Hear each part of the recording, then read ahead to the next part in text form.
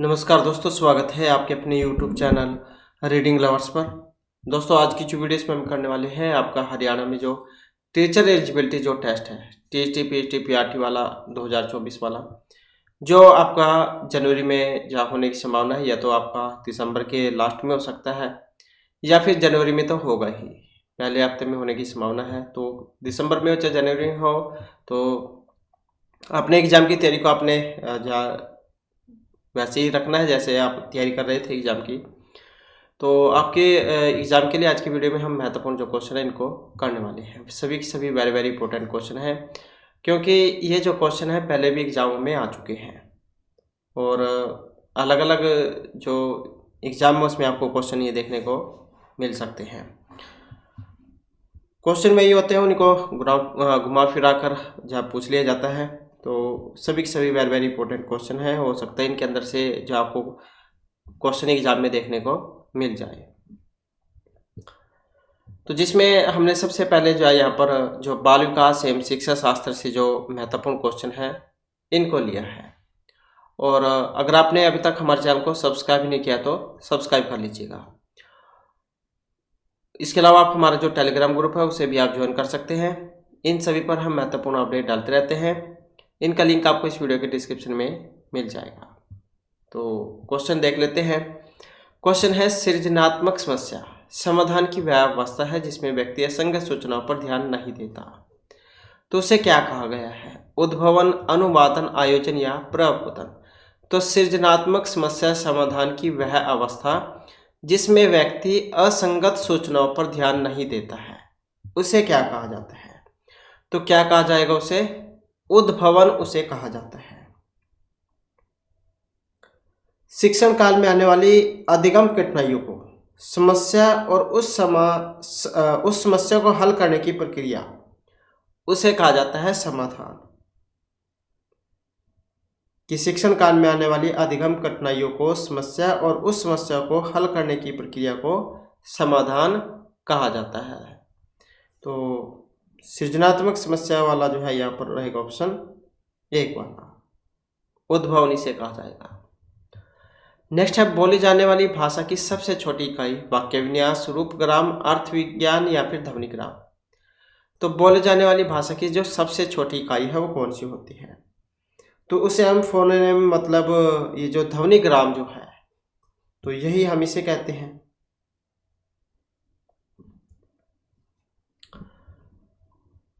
Next आ जाता question, निम्न में से किस पर्सन के द्वारा सृजनात्मक चिंतन को सर्वाधिक अच्छे ढंग से अनुमानित किया जा सकता है?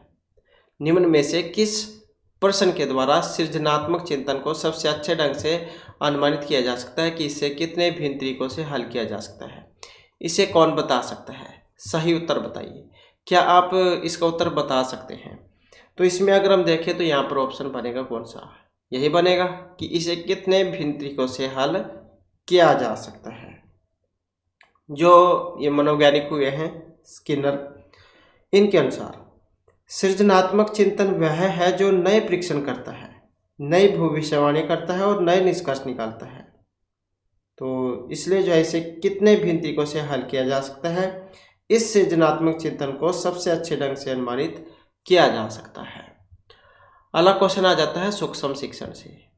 एक ये प्रभावशाली है, मूल्यांकन है, वास्तविक है या अवश्रेणीय है। सूक्ष्म शिक्षण क्या है? और ये ऑप्शन डी वाला है, अवश्रेणीय शिक्षण। इसके माध्यम से कम समय में अधिक लाभ लिया जा सकता है। और शिक्षण की एक ऐसी तकनीक है ये जो छात्र अध्यापक से यह अपेक्षा रखती है कि वे किसी तथ्य को छात्रों को कम समय में किसी अवशिष्ट शिक्षण कौशल के माध्यम से शिक्षा दें। तो सूक्ष्म शिक्षण क्या है? अवश्रेणीय शिक्षण। नेक्स्ट हमारा यहाँ पर क्वेश्चन है, यहाँ पर सूची ए और बी जो है ये आपने बतानी है, इनका मिलान करना है, कौन सा किसके द्वारा सिद्धांत दिया गया है। वेरी वेरी इंपॉर्टेंट क्वेश्चन है, चाहे तो ऐसे पूछ लिया जाए या फिर अकेला अकेला ये पूछ लिया जाए। तो सही जो है इसमें ऑप्शन सी वाला है। तो जो जैसे CL हल थे, इनका कौन सा था? तो ये था इनका था जो ये ऑप्शन 4 वाला जो है, यही था इनका प्रणोद अवलोकन का सिद्धांत। 1943 जो है उसमें दिया था इन्होंने। विले मैक्डूगल, कौन सा इनका, यही है मूल प्रवृत्ति का सिद्धांत, जिसमें इन्होंने संवेगों की संख्या कितनी बताई थी, 14। और सिगमंड फ्रायड, इनका कौन सा है, तो यही है इनका फिर मनोविश्लेषणात्मक सिद्धांत, जिसमें मानसिक संरचना के 3 मुख्य जो भाग हैं ये बतलाए गए थे। इसके बाद आ जाता है मैस्लो का कौन सा जो एक बच गया यहाँ पर, आवश्यकता का सिद्धांत, और ये भी जो है 1943 में दिया गया था। नेक्स्ट आ जाता है क्वेश्चन हमारा, निम्न में से कौन सी शिक्षण विधि प्रजातांत्रिक नहीं है, सामूहिक परिचर्चा, प्रोजेक्ट, सहभागी या फिर व्याख्यान। तो कौन सी शिक्षण विधि प्रजातांत्रिक नहीं है, और ये ऑप्शन डी वाली है, व्याख्यान विधि, क्योंकि यह शिक्षक केंद्रित शिक्षण विधि है और इसमें प्रजातांत्रिक छात्रों का योगदान नहीं होता। सामूहिक विधि, ये प्रोजेक्ट विधि, सहभागी विधि शिक्षण की प्रजातांत्रिक विधियां हैं और छात्र केंद्रित ये होती हैं, इसको छोड़कर व्याख्यान विधि को। नेक्स्ट आ जाता है शैक्षिक उद्देश्यों के ब्लूम के वर्गीकरण के भावात्मक पक्ष में निम्न में से कौन सा स्तर संबंधित नहीं है। शैक्षिक उद्देश्य के ब्लूम के वर्गीकरण के भावात्मक पक्ष से तो कौन सा एक संबंधित नहीं है, ज्ञान, अनुक्रिया, व्यवस्थापन या फिर आग्रहण। कौन सा है, ऑप्शन ए वाला, ज्ञान। यह जो वर्गीकी जो है ये बेंजामिन एस ब्लूम, पूरा नाम इनका क्या था ब्लूम का, बेंजामिन एस ब्लूम, और उनके सहयोगियों के द्वारा 1956 में, कब, वर्ष 1956 में दी गई थी, और इसे मानव व्यक्तित्व के 3 पक्षों के आधार पर बांटा गया था, जिसमें ज्ञानात्मक, भावात्मक एवं मनोक्रियात्मक पक्ष ये वाले थे। और भावात्मक पक्ष के उद्देश्य को स्तर के अनुसार 6 जो वर्ग है इसमें बांटा गया था। अभिग्रहण करना, अनुक्रिया करना, मूल्यांकन, मूल्यों का संधारण, मूल्य पद्धति का संगठन और चरित्रीकरण, ये वाले जो 6 वर्ग थे इसमें इन्हें बांटा गया था। तो मानव व्यक्तित्व के 3 पक्ष में इन्होंने बांटा था, कौन कौन से, ज्ञान, भाव और मनोक्रियात्मक।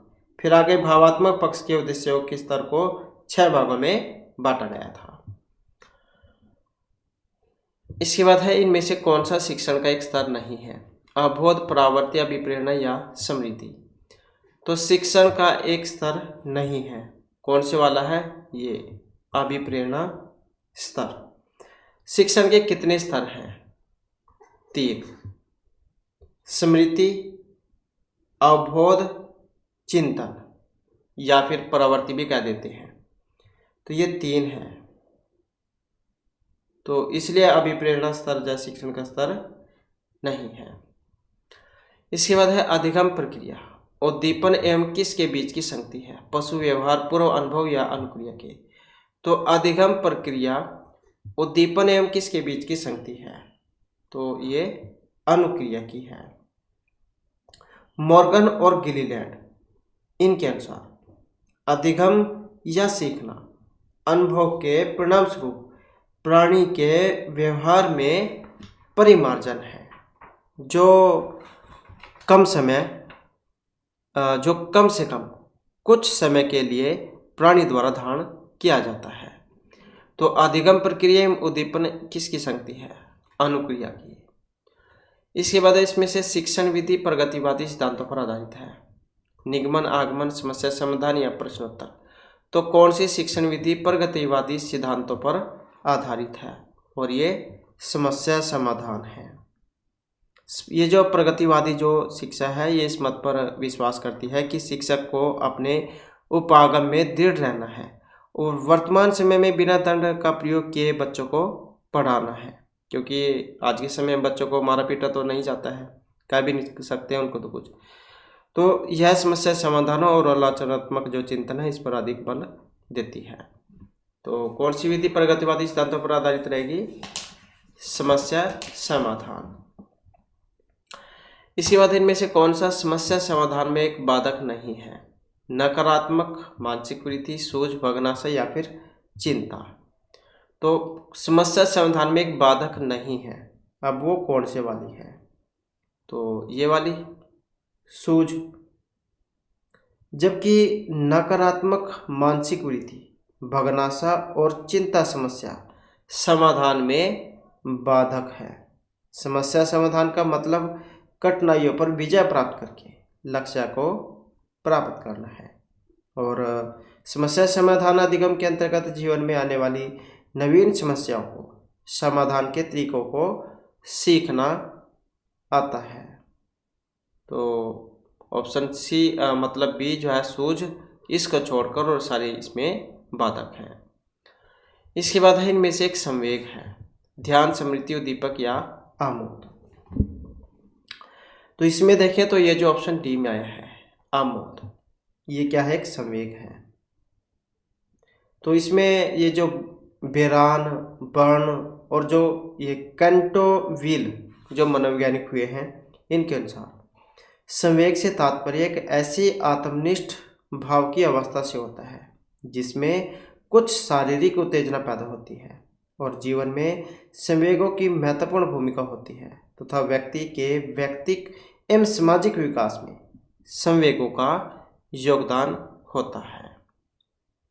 तो उसके बारे में हमने शुरू में क्वेश्चन आया था, जो 14 जो संवेग हैं जो बताए गए थे उनके बारे में हमने पढ़ा था।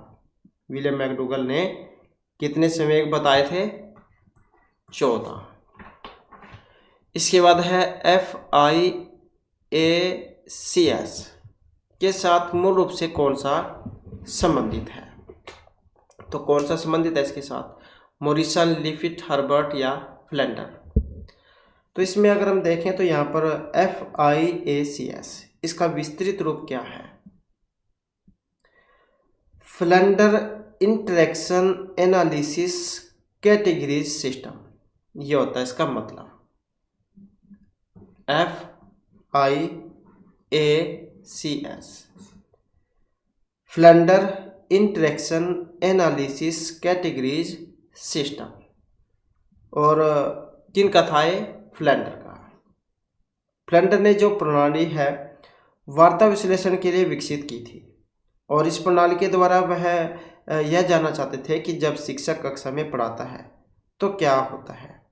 और इस प्रणाली में मौखिक व्यवहार को 10 श्रेणियों में वर्गीकृत किया गया है।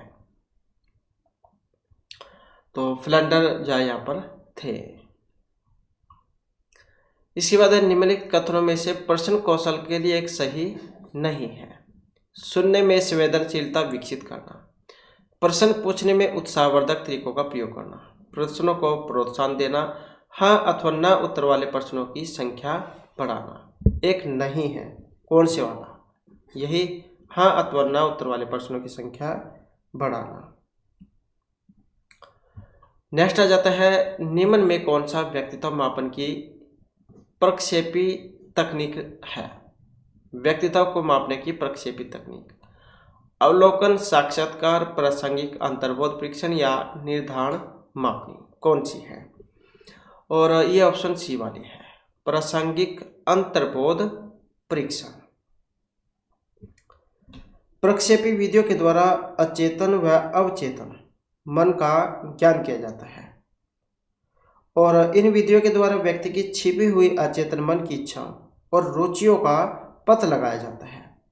व्यक्तित्व मापन की जो प्रक्षेपी विधि है जिसमें शब्द साहचर्य परीक्षण, वाक्यपूर्ति परीक्षण, बाल संप्रत्यय परीक्षण, स्वतंत्र शब्द साहचर्य परीक्षण और ये रोसा जो थे हरमन रोसा उनका संहिता परीक्षण, तो इनके द्वारा क्या है व्यक्तित्व का मापन होता है।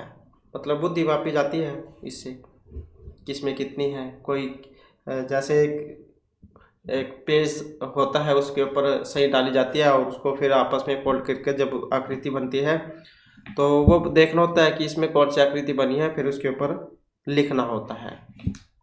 तो अगर आपने बीएड की होगी तो उसमें कराया जाता है। तो कुछ कराते हैं विद्यालय इसको, कुछ नहीं भी कराती हैं, वो उनके ऊपर है। तो बीएड या उसमें होते हैं सारे सारे ये शोध। नेक्स्ट आ जाता है, निम्नलिखित में से कौन सा अभिकर्मित अनुदेशन का एक सिद्धांत नहीं है? पुनः बलन का, अभ्यास का, छोटे छोटे पदों का, या सक्रिय अनुक्रिया का सिद्धांत। तो कौन सा अभिकर्मित अनुदेशन का सिद्धांत नहीं है? और ये ऑप्शन बी वाला है, अभ्यास का सिद्धांत।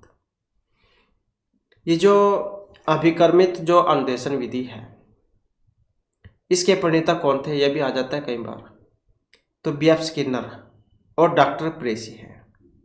यह विधि ज्ञान की विषय वस्तु को छोटे छोटे पदों में विभाजित कर क्रमबद्ध रूप से तार्किक ढंग से इस प्रकार नियोजित करती है कि विद्यार्थी रुचिपूर्ण स्वगति में स्वाध्याय पर अग्रसर होता जाता है। और अभिकर्मित जो अधिगम है, इसके सिद्धांत कौन कौन से हैं? छोटे सोपानों का सिद्धांत, सक्रिय सहयोग का सिद्धांत, तुरंत आश्वासन का सिद्धांत, स्वतः गतिक्रम का सिद्धांत, व्यवहार विश्लेषण का सिद्धांत, सामग्री की वैधता का सिद्धांत, पुनः बलन का सिद्धांत, छतर अनुक्रिया का सिद्धांत। तो इस प्रकार से जो है ये कितने होते हैं? 8 जाए होते हैं। तो इनमें से ये अभ्यास का सिद्धांत, अभिकर्मित अनुदेशन का सिद्धांत नहीं है।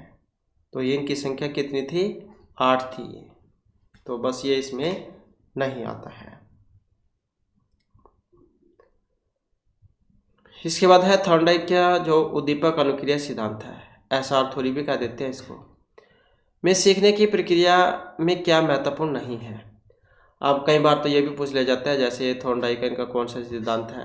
उद्दीपक अनुक्रिया सिद्धांत, या फिर उद्दीपक अनुक्रिया सिद्धांत किसने दिया था? थॉर्नडाइक ने। या एसआर थ्योरी का सिद्धांत किसने दिया था?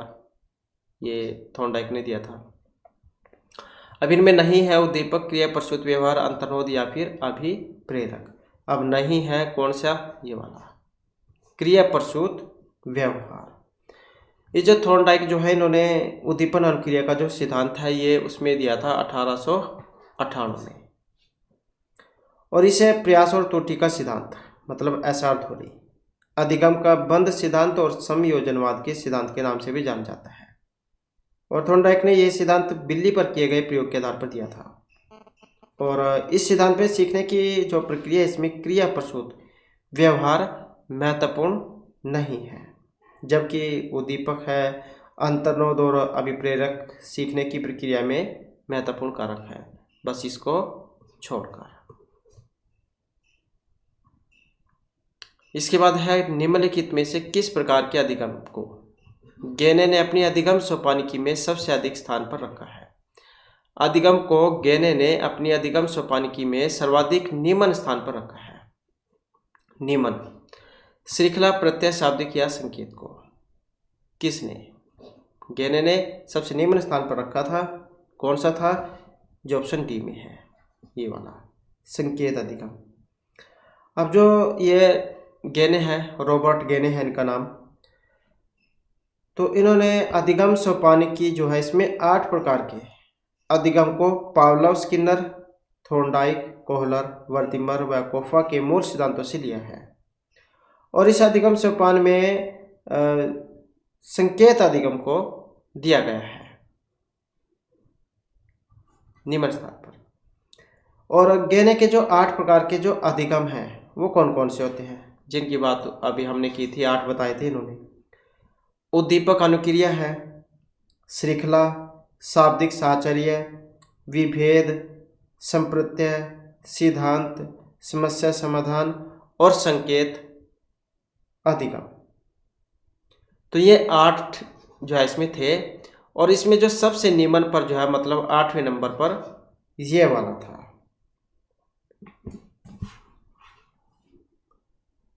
शाब्दिक साहचर्य, इसका कौन सा क्रम है अभी हमने आपको बताया, तो क्रम आप याद रखिएगा, ये इनका था 3रा नंबर ये।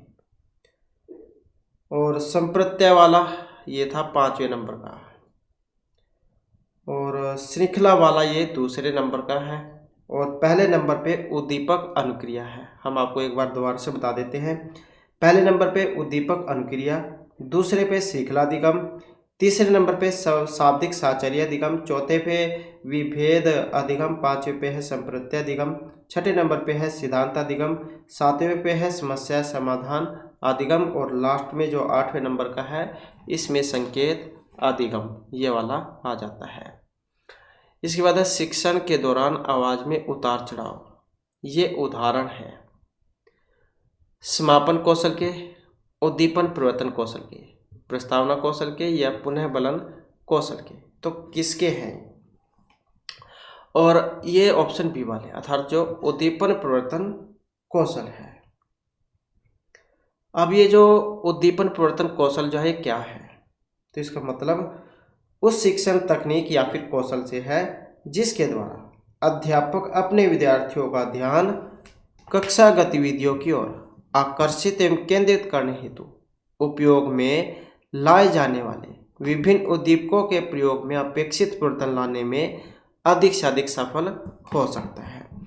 उद्दीपक परिवर्तन कौशल में समावेशित घटक कौन कौन से हैं, जिसमें अध्यापक संचालन, अध्यापक के हाव भाव, स्वर में परिवर्तन, केंद्रण, अंतःक्रिया शैली परिवर्तन, मौन अथवा विराम, मौखिक दृश्य बदलाव, विद्यार्थियों का क्रियात्मक सहयोग, तो ये वाले हैं उद्दीपक परिवर्तन कौशल में समावेशित घटक। नेक्स्ट क्वेश्चन है इनमें से कौन सा संप्रेषण प्रक्रिया का तत्व नहीं है?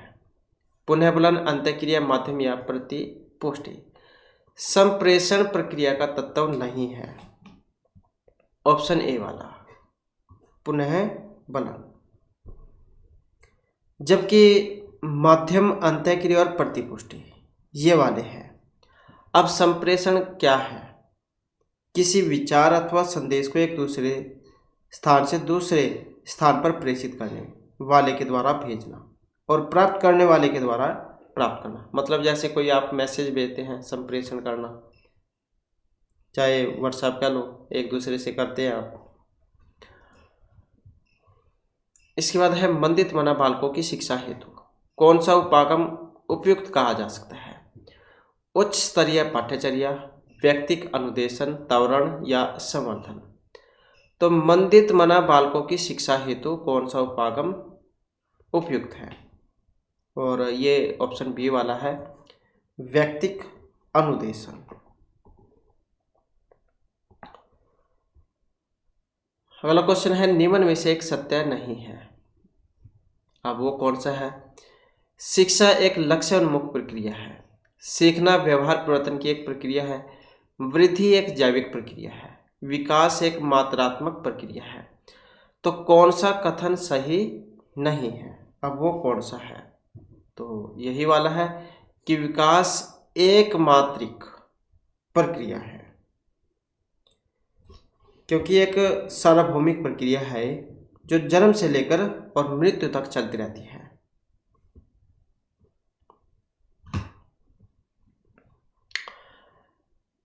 नेक्स्ट आ जाता है क्वेश्चन हमारा क्षेत्र विशेष में बालक की विशिष्ट योग्यता तथा विशिष्ट क्षमता को कहते हैं। क्षेत्र विशेष में बालक की विशिष्ट योग्यता और विशिष्ट क्षमता को रुचि, मूल्य, अभिप्रेरणा या अभिक्षमता, तो इसे हम क्या कहेंगे? और इसे कहा जाता है अभिक्षमता। तो क्षेत्र विशेष में बालक की विशिष्ट योग्यता तथा विशिष्ट क्षमता को क्या कहेंगे?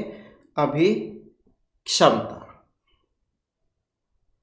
अभिक्षमता के द्वारा किसी व्यक्ति की रुचि, योग्यता और रुझान के संबंध में हम जान सकते हैं, और अभिक्षमता किसी मूर्त वस्तु या योग्यता का नाम न होकर एक अमूर्त प्रत्यय है जो व्यक्ति के संपूर्ण व्यक्तित्व के एक विशेष गुण को व्यक्त करता है।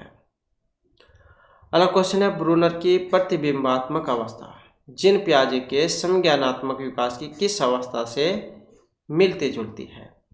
संवेगात्मक गामक अवस्था से, औपचारिक सेक्रियात्मक अवस्था से, पूर्व सेक्रियात्मक अवस्था से या मूर्त सेक्रियात्मक अवस्था से?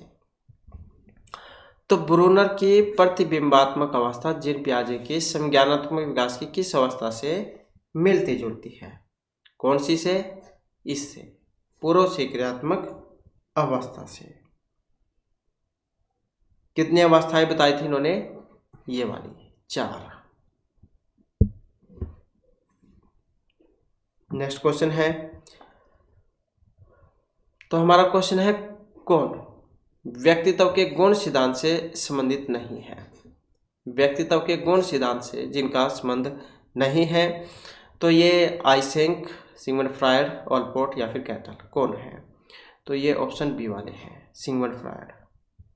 जबकि आइसेंक, ऑलपोर्ट और कैटल ये गुण से संबंधित है, गुण सिद्धांत से इनका संबंध है। और ये जो सिगमंड फ्रायड जो है, इन्होंने व्यक्तित्व के मापन का मनोविश्लेषणात्मक सिद्धांत ये दिया था, और उन्होंने व्यक्तित्व को 2 घटकों में बांटा था, अचेतन इदम अहम परम अहम में। आइडिगो सुपर ईगो वो वाले हैं ये। इसके बाद इनमें से कौन सा समूह सृजनात्मकता के तत्वों में से संबंधित है? तो सृजनात्मकता के तत्वों के संबंध में सही है। अब सही कौन से वाला है? ये वाला, प्रवाह, विविधता, मौलिकता और विस्तार। नेक्स्ट है, एक 4-5 वर्ष के बालक में अपने पिता की अपेक्षा माता के प्रति अत्यधिक प्रेम की भावना विकसित हो जाती है। बालक के व्यवहार में होने वाले इस परिवर्तन को सिगमंड फ्रायड के द्वारा क्या नाम दिया गया? इलेक्ट्रा, परअहम, नार्सिज्म या ओडिपस कॉम्प्लेक्स। तो क्या था ये? तो ये वाला ओडिपस कॉम्प्लेक्स। जब किसी 4-5 वर्ष के बालक में पिता की अपेक्षा माता के प्रति अत्यधिक प्रेम की भावना विकसित हो, तो बालक के व्यवहार में होने वाले इस परिवर्तन को फ्रायड ने क्या कहा था? ओडिपस कॉम्प्लेक्स ये कहा था। फ्रायड के अनुसार लड़कों में ओडिपस ग्रंथि और लड़कियों में इलेक्ट्रा ग्रंथि पाई जाती है। तो ये बात किसकी है? लड़कों की। ये है लड़कों के लिए और ये लड़कियों के लिए। तो ये लड़कियों के लिए है। इसके बाद है इनमें से कौन सा नियम थोर्नडाइक के सीखने के गौण नियमों में शामिल नहीं है? तो थोर्नडाइक के सीखने के गौण नियमों में नहीं है। अब वो कौन से वाला है? क्रिया प्रतिक्रिया, सादृश्यता, बहुप्रतिक्रिया, आंशिक क्रिया। अब ये ऑप्शन ए वाला क्रिया प्रतिक्रिया का नियम। थोर्नडाइक जो है इन्होंने 3 मुख्य और 5 गौण नियम बताए थे। तो जिसमें सादृश्यता का नियम था, बहुप्रतिक्रिया का था, आंशिक क्रिया का था, अभिवृत्ति का था। अभिवृत्ति या मनोवृत्ति भी कह देते हैं, मनोवृत्ति और आत्मीकरण। तो ये 5 जो है इन्होंने गौण नियम बताए थे, 3 मुख्य और 5 गौण नियम। इसके बाद है स्कूटर चलाने वाले व्यक्ति के द्वारा कार चलाना सीखते समय उसके पूर्व अनुभव का सहायक होना किस प्रकार के अधिगम अंतरण का उदाहरण है? द्विपार्श्विक, क्षैतिज, धनात्मक या ऊर्ध्व अंतरण का। तो ये जो है यहाँ पर ऊर्ध्व अंतरण जो है इसका उदाहरण है। स्कूटर चलाने वाला व्यक्ति के द्वारा कार चलाना सीखते समय उसके पूर्व अनुभव का सहायक होना, और इसे लंबमान अंतरण भी कह देते हैं। लंबमान अंतरण ये वाला लंबमान अंतरण, तो ये भी इसको कह देते हैं। इसके बाद है संप्रेषण। इसमें एक अक्षमता मतलब बीमारी होती है कि, तो इसको हम डिस्कैकुलिया, डिस्फेसिया, डिस्ग्राफिया, डिस्लेक्सिया क्या कहेंगे? संप्रेषण वाली। तो संप्रेषण संबंधी जो विकार है इसको हम डिस्फेसिया कहेंगे। इसमें व्यक्ति के बोलने, लिखने तथा बोले एवं लिखे शब्दों को समझने या प्रकट करने में अनियमितता, अस्पष्टता एवं स्थायी विकार उत्पन्न हो जाता है। और डिस्कैकुलिया जो है, ये कुलिया वाला आपने याद रखना है। तो ये गणित से होता है, गणित को समझने में कठिनाई। डिस्ग्राफिया यह है लिखने से संबंधित। किससे? लिखने से संबंधित है। बालक लिखावट में कठिनाई का अनुभव करते हैं। और ये डिसलेक्सिया तो यह है पढ़ने संबंधी विकार। पढ़ने संबंधी विकार, बालक को पढ़ने में कठिनाई आती है तथा वह एक जैसी बनावट के अक्षरों या शब्दों को नहीं पहचान पाता। जैसे इंग्लिश में लिख देते हैं, ये छोटी में, ये छोटी बी और ये डी, ये वाला, इनमें वो अंतर नहीं कर पाते। ऐसे ही वाज है या SAW, इनमें अंतर नहीं कर पाते ये वाले, डिसलेक्सिया वाले। डिस्ग्राफिया लिखने से हो गई, संप्रेषण ये डिस्पेजी हो गई, और ये मैथ वाली जो है डिस्कैकुलिया ये वाली है। तो ये तो जो हमारे यहाँ पर आपके बाल विकास एवं शिक्षा शास्त्र से महत्वपूर्ण क्वेश्चन थे। और इसके बाद फिर हमारे जो अन्य सब्जेक्ट हैं, इसके जो हमारे महत्वपूर्ण क्वेश्चन ये आ जाते हैं, जिसमें यहाँ पर पहला क्वेश्चन है कि निम्नलिखित प्रश्नों के उत्तर देने के लिए सबसे जो उचित है वो आपने यहाँ पर बतलाना है। इसमें कौन सा शब्द उर्दू उपसर्ग से निर्मित है? खुशबू, अधकच्चा, शमशिद या निहत्था। उर्दू उपसर्ग से निर्मित है। अब वो कौन से वाला है इसमें? यही है ऑप्शन ए वाला, खुशबू। नेक्स्ट है अशुद्ध विलोम युगम को पहचानिए। आध्यात्मिक, अधिदैविक, हेय, स्तुत्य, समरण, विसमरण, वृद्धि, क्षय। तो अशुद्ध विलोम कौन सा है? अशुद्ध यहाँ पर ऑप्शन ए वाला है, आध्यात्मिक, आदि, दैविक। और हे, स्तुत्य, समरण, विसमरण, वृद्धि, क्षय, ये सारे सही हैं। नेक्स्ट है किस विकल्प में वर्तनी की दृष्टि से एक अशुद्धि है? अब वो कौन से वाला है? अशुद्धि वाला। तो आपने कई बार देखा भी होगा, लेकिन कई बार हमारी आंखों के सामने होते हैं, हम उस पर ध्यान नहीं देते हैं। तो ये जो ऑप्शन ए में ही दिया गया है, दवाइयाँ। तो आपने दुकानों के ऊपर लिखा भी देखा होगा, लेकिन उसमें ये ई जो है ये नहीं आएगी, तो इसी कारण से ये अशुद्ध है। इसके बाद है किस विकल्प में संधि नियम का उल्लंघन होने के कारण अशुद्ध शब्द बना है? अभिषेक, अनुसंगी, निषेध या सुषुप्ति। तो संधि नियम का उल्लंघन होने के कारण अशुद्ध शब्द बना है। कौन से वाला? ये वाला, अनुसंगी। तो संधि नियम का उल्लंघन होने के कारण अशुद्ध है, अनुसंगी। अभिषेक, निषेध, सुषुप्ति सही रहेंगे। नेक्स्ट क्वेश्चन है किस विकल्प में उन्नतवाचक तद्धित प्रत्यय है? बहुटी, दूधैल, बहिनापा, चूड़ी, हरा। उन्नतवाचक तद्धित प्रत्यय है, कौन से वाला है? ऑप्शन ए वाला, बहुटी। अगला क्वेश्चन है कोमल गाथ, मृदुल वसंत, हरे हरे ये पात। उक्त पंक्ति में प्रयुक्त पदों में कौन सा पद विशेषण नहीं है? मृदुल, हरे हरे, गात या फिर कोमल। तो विशेषण नहीं है, और ये ऑप्शन बी वाला, मतलब गात अर्थात शरीर को कह देते हैं। इसके बाद निम्नलिखित में से किस विकल्प में कर्मधारय का उदाहरण है? शोरकृत, आजीवन, नील गगन, राम उपासक।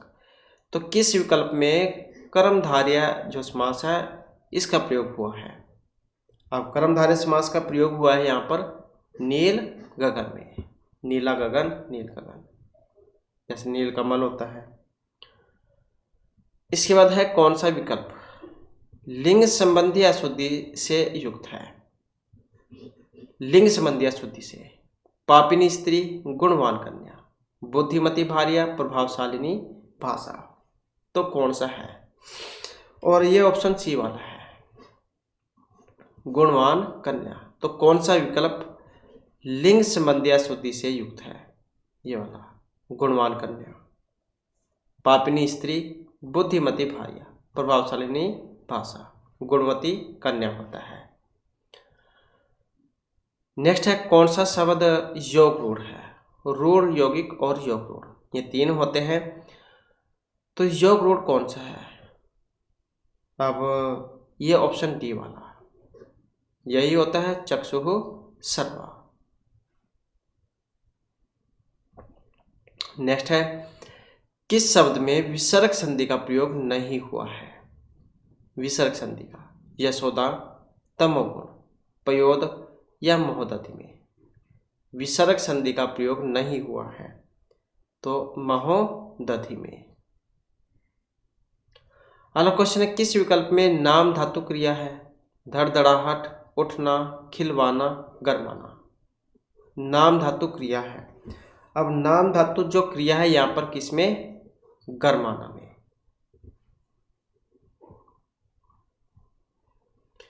इसके बाद है परुष का समानार्थक मतलब पर्याय कौन सा बनेगा? परुष, पुरुष तो आपने देखे होंगे, ये परुष है। कठोर, परंक, पुरुष या प्रणाली, परुख। तो परुष जो है, परुष इसका मतलब यहाँ पर किससे है? कठोर से। नेक्स्ट है आप भला तो जग भला, वाक्य किस सर्वनाम का उदाहरण होगा? आप भला तो जग भला, संबंध, निश्चय, निज या पुरुष का। आप मतलब स्वयं से है, मतलब अपना या अच्छा होना चाहिए, दूसरा का बेशक बुरा हो जाए, तो कौन सा होगा? निजवाचक है, निज मतलब अपना। इसके बाद कौन सा शब्द स्त्रीलिंग बोधक नहीं है? मृत्यु, रेणु, ऋतु या तालु। स्त्री वाला नहीं है। अब नहीं है ये वाला तालु। मृत्यु, रेणु, ऋतु तो ये रहेंगे, तालु इनमें नहीं है। इसके बाद है निम्न कथनों में कौन सा एक गलत है, मतलब असत्य है? अंग उत्क्षिप्त है, स समघर्षी है, द स्पर्शी है, र पार्श्विक है। गलत है एक। अब कौन से वाला? यही वाला कि र पार्श्विक वर्ण है।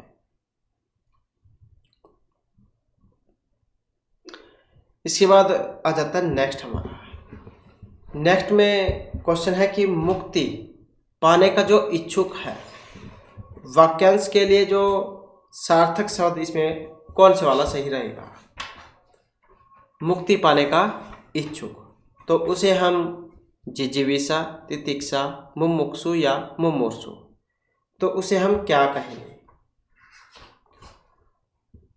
और इसमें अगर हम देखें तो यहाँ पर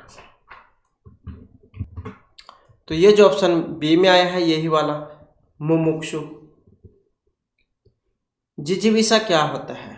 जीने की इच्छा, और तितिक्षा दुख, इन्हें सहन करने की शक्ति, और मुमूर्षु जो मरने वाला हो उसे को कह देते हैं। एक कई बार तो ये शुद्ध अशुद्ध में भी पूछ ले जाते हैं। तो मुमुक्षु देख सकते हैं, तीनों एक साइड में है, इसमें मतलब छोटे हैं, हर्षव हैं। और मुमूर्षु में देख सकते हैं आप, इसमें बीच वाला जो है वो दीर्घा, बाकी और सारे हर्षव है, छोटे हैं। मुमूर्षु जो मरने की इच्छा वाला। इसके बाद है किस वाक्य के लिए प्रयुक्त शब्द सार्थक नहीं है? झाग से भरा हुआ फेनील, वचन से परे हो वाचाल, शराब बढ़ाने वाले को कलावार, और जंगल में लगने वाली आग को दावानल कहते हैं। एक सही नहीं है इसमें। कौन से वाला है? ये वाला जो वचन से परे हो वाचाल, क्योंकि वाचाल जो है वो उसको कह देते हैं वो ज़्यादा बोलने वाले को। तो जो वचन से परे हो उसे हम वचन अतीत कहेंगे। क्या कहते हैं उसे? वचन अतीत। वचन अतीत ये कहते हैं उसे। और जंगल में लगने वाली आग दावनल, और शराब बनाने वाला कलवार, झाग से भरा हुआ फेनिल। नेक्स्ट है विहंगम। गहरी नज़र, मंद नज़र, तीखी या सरसरी नज़र क्या होती है? विहंगम दृष्टि। और इसको क्या कहा गया है? सरसरी नज़र। नेक्स्ट है प्रत्युत्पन्नमति शब्द का मतलब। उत्तर न देने की क्षमता, जो फिर से उत्पन्न हुआ हो, जिसकी बुद्धि में नई नई बात उत्पन्न होती है, या जो तत्काल सोचकर उत्तर दे सके। तो प्रत्यय उत्पन्नमति शब्द का मतलब, तो इसका अर्थ क्या है? तो इसका मतलब है जो तत्काल सोचकर उत्तर दे सके, जिसे प्रमाण द्वारा सिद्ध न किया जा सके, उसे हम क्या कहेंगे? तो उसे कहेंगे हम अप्रमेय। जो प्रमाणित ना हो उसे कहेंगे अप्रमाणित, जिसका कोई प्रमाण ना हो अप्रमाणित। नेक्स्ट है गिरा हुआ, पतित, धराशायी, लुंठित या पालकी। तो गिरा हुआ उसके क्या कहते हैं? पतित। इसके बाद है एक बार कही बात को दोहराते रहना, उसे हम आगार, पृष्ठ पेशा, प्राककथन या प्रस्तावना क्या कहेंगे? एक बार कही बात को दोहराते रहना, और उसे हम कहेंगे पृष्ठ पेषण। वेरी वेरी इंपॉर्टेंट यहाँ पर क्वेश्चन है। अगला क्वेश्चन है जो एक स्थान पर टिक कर नहीं रहता हो, अस्थिर, यायावर, अड़िग या गतिशील। तो क्या कहा जाता है उसे कहा जाएगा अस्थिर। स्थिर मतलब जो एक जगह खड़ा हो, और अस्थिर जो एक जगह न हो। इसके बाद जो अच्छे कुल में उत्पन्न हुआ हो, कुलीन, धनी, समृद्ध या कृपण। अच्छे कुल में उत्पन्न होने वाला, तो क्या कहा जाएगा? कुलीन। इसके बाद है धूतों अथवा जीवों द्वारा होने वाला दुख, आदिदैविक, आदिदैहिक, भौतिक या आत्मघाती। दूतों अथवा जीवों द्वारा होने वाला दुख, उसे क्या कहा जाता है? आदिदैहिक, ये वाला। नेक्स्ट है समस्त पृथ्वी से संबंध रखने वाला, उसे हम सार्वकालिक, सार्वभौमिक, सार्वदेशिक या सार्वजनीन। समस्त पृथ्वी से संबंध रखने वाला क्या कहेंगे हम उसे? सार्वभौमिक, ये वाला। सार्वकालिक कौन होता है? सार्वकालिक होता है जिसका संबंध सभी काल से हो, मतलब समय कह देते हैं जिसका संबंध सभी कालों से हो। सार्वदेशिक सभी देश से संबंध रखने वाला। सार्वजनीन सभी जनों से संबंध रखने वाला। इसके बाद है निम्नलिखित विकल्पों में से साधारण या फिर व्यापक नियम के विरुद्ध चीजें वाक्यांश के लिए एक सार्थक शब्द होगा। अपूर्व, निर्वर्ता, अपवाद या फिर आलोचक। और ये ऑप्शन बी में है, अर्थात अपवाद। अपूर्व क्या होता है? जो पहले न हुआ हो।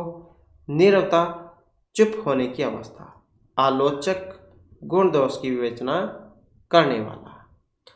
नेक्स्ट है दिए गए वाक्यांश के लिए एक शब्द का चयन कीजिए। सबके साथ मिलकर गाए जाने वाला गान, उसे हम वैमानिक, सुरूप, द्विज या सहगान क्या कहेंगे? तो उसे हम कहेंगे सहगान, साथ मिलकर जो गाया जाता है। अब वैमानिक क्या है? विमान में चढ़कर अंतरिक्ष में विहार करने वाला, उसे कह देते हैं वैमानिक। द्विज क्या है?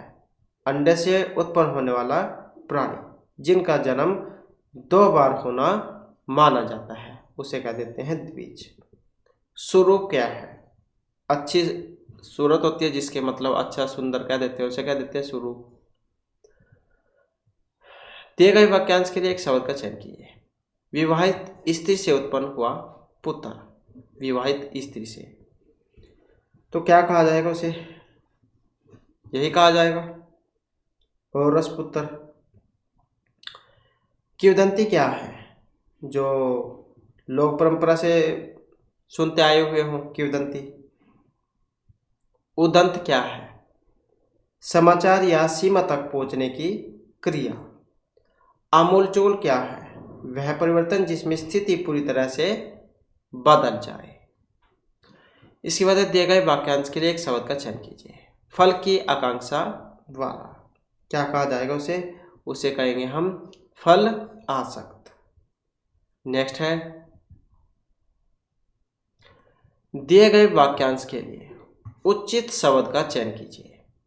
अपने से बड़ों का विधिवत सम्मान, अवभगत, अभिमान, अभिनंदन या स्वागत। अपने से बड़ों का विधिवत सम्मान, और उसे कहा जाता है अभिनंदन करना। इसके बाद है दिए गए वाक्यांश के लिए उचित शब्द का चयन कीजिए जिसका मन दूसरी ओर हो। दुश्मन, अनमन, बेमन या अन्य मनसक। जिसका मन दूसरी ओर हो क्या कहा जाएगा उसे? अन्य मनसक। नेक्स्ट है निम्नलिखित प्रश्न में 4 विकल्पों में से उस विकल्प का चयन करें जो दिए गए वाक्यांश के लिए एक शब्द का सही विकल्प है। अनिश्चित जीविका वाला, आकाशवृत्ति, आकस्मिक, आडंबर या अस्पृश्य। तो अनिश्चित जीविका वाला क्या कहा जाएगा उसे? उसे कहेंगे हम आकाशवृत्ति।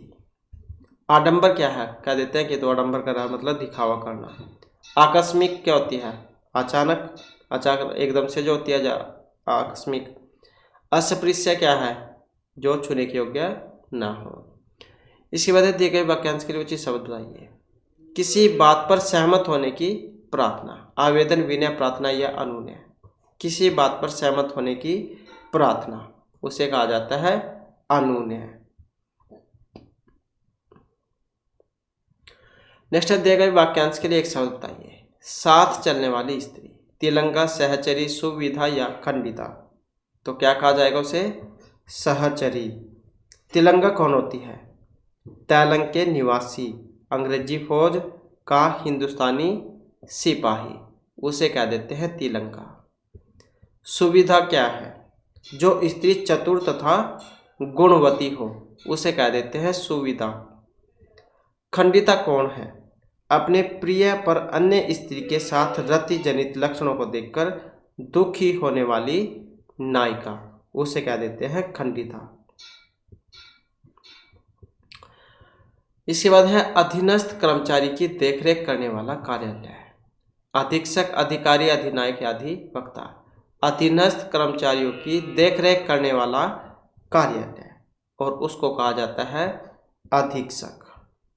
अधिकारी, अधिकार रखने वाला। अधिवक्ता, भाषण देने वाला। इसके बाद है जिसे सबसे पहले गिनना उचित हो। अग्रगण्य, अनगण्य, अगण्य या अगणित। जिसे सबसे पहले गिनना उचित हो तो उसे क्या कहा जाता है? अग्रगण्य। इसके बाद ऊपर की ओर जाने वाला, उपर्युक्त, आरोही, ऊर्ध्वगामी या बांधव। ऊपर की ओर जाने वाला उसे कहा जाता है ऊर्ध्वगामी। उपर्युक्त क्या होता है? जिसका ऊपर कथन किया गया हो, मतलब जैसे ऊपर क्वेश्चन की बात हम कह देते हैं कि ऊपर क्वेश्चन में, तो मतलब उपर्युक्त। उत्कृष्ट, सबसे अच्छा। और आरोही, आरोही मतलब बढ़ता क्रम कह देते हैं, जैसे 1 2 3 4 5 ऐसे।